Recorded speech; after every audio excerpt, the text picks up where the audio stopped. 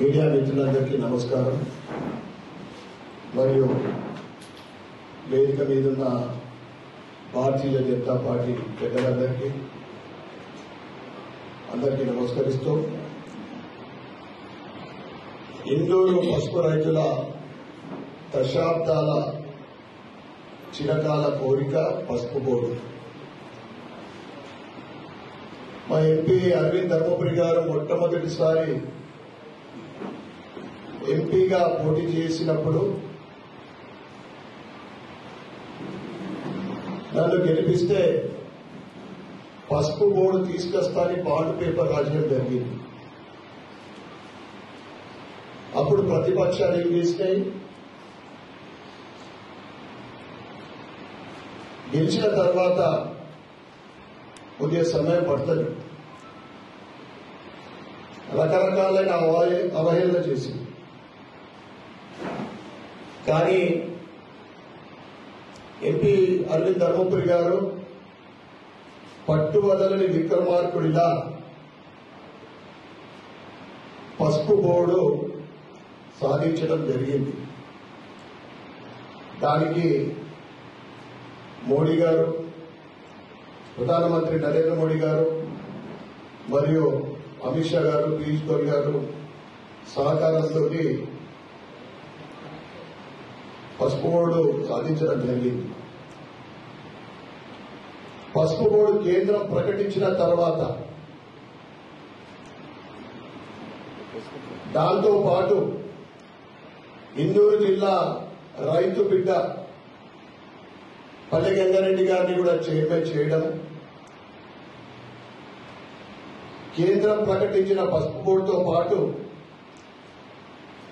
పల్లె గంగారెడ్డి గారిని చైర్మన్ చేసి దానికి ప్రతిపక్షాలు ఓర్వలేక పసుపు బోర్డు కార్యాలయం ఎక్కడా అని మళ్లీ విషయం చెప్తా ఉన్నారు. వాళ్ళందరి కళ్ళు చెదిరేలా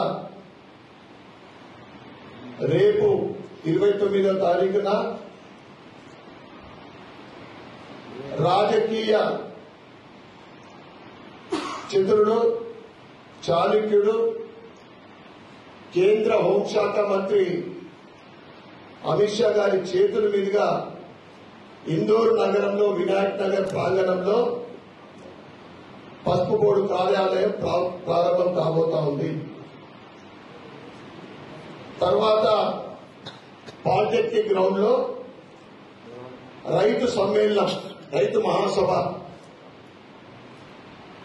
అందరూ కూడా రైతు బాగుండాలి అని కోరుకునే వాళ్ళం. ఎందుకంటే రైతు బాగుంటే మనం బాగుంటాం, దేశం బాగుంటుంది. కనుక ఆ రైతు సమ్మేళనానికి ప్రతి ఒక్కరు కూడా ఆ సభకు మద్దతిస్తూ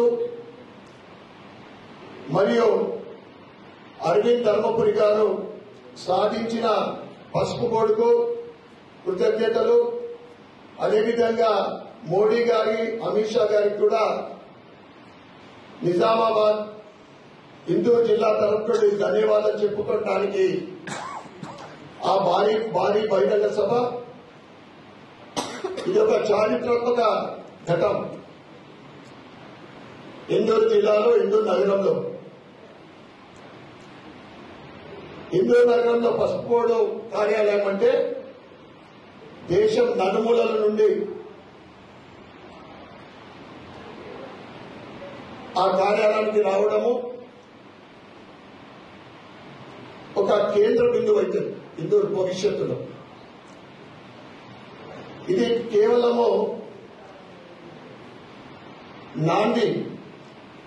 ఎందుకంటే ఎప్పుడు కూడా భారతీయ జనతా పార్టీ అంటే రైతుల పక్షపాతి పార్టీ. రైతులు బాగుండాలి, రైతుల ఆదాయం రెండింతలు కావాలి అని కోరుకునే భారతీయ జనతా పార్టీ భవిష్యత్తులో ఈ మోడీ గారు, అమిత్ షా గారి పర్యటన తర్వాత ఇంకా అనేక మార్పులు రాబోతా ఉన్నాయి. కనుక ఇందూరు జిల్లా మరియు పార్లమెంట్ నియోజకవర్గ 7 అసెంబ్లీ నియోజకవర్గాల నుండి ముఖ్యంగా హిందూ అర్బన్ నియోజకవర్గం నుండి సోదరులందరూ కూడా